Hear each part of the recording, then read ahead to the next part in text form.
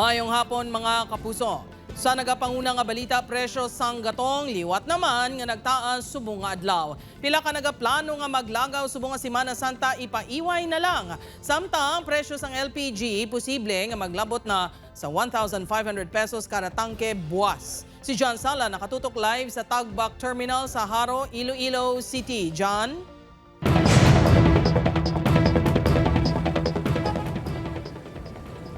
Jert, importante man kuno kuntani ang laktan sang pila naton ka mga kapuso nga may mga salakyan subong nga Semana Santa. Apang bangod isa na naman ka mega oil price hike ang ipatuman subong nga adlaw, posible nga magpabili na lang kuno sila anay sa ilang mga balay. Subong nga Semana Santa, ginakabig nga kalbaryo sa mga motoristang padayon yung pagsaka sa presyo sang gatong. Subong adlaw panibagong nga mega oil price hike ang gipatuman. 11 pesos and 90 centavos tubtob 12 pesos and 50 centavos ang gitsaka sa presyo sa kada litro sang diesel.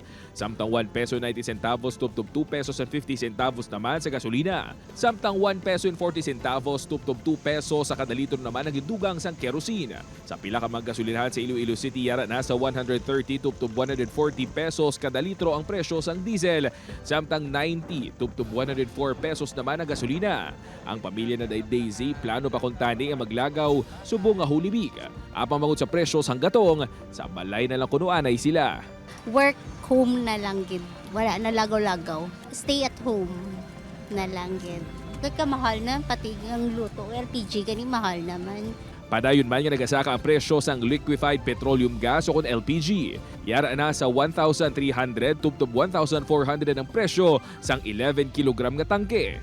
Sino sa oil industry sources, buwas posible nga maglabot na sa 1,500 pesos ang presyo. Bangod sini nagalaom naman ang mga manubaligya sang uring kag kahoy nga panggatong nga mas mangin mabakal ng ilang mga baligya. 600 pesos ang isa kasako sang uring, samtang 50 pesos naman ang kada bugko sang kahoy. Pariyo lang yapon kay wala pa man kuan kit. Amo mangyapon bala mo nga bakla na di mga suki-suki man lang. Kabay pa. Oh, kabay pa magdamo kay para at least kabulig masamon. Samtang base sa datos ang Police Regional Office 6, yara na sa 13 ka mga gasolinahan sa Western Visayas ang temporaryo naguntat sang operasyon. Anom sini ang yara sa Antique, tig-tatlo naman sa Aklan kag Iloilo, samtang isa naman sa Guimaras. So usually lang wala sila sa mga stock, so amo na siya nga nag-stop sila temporarily.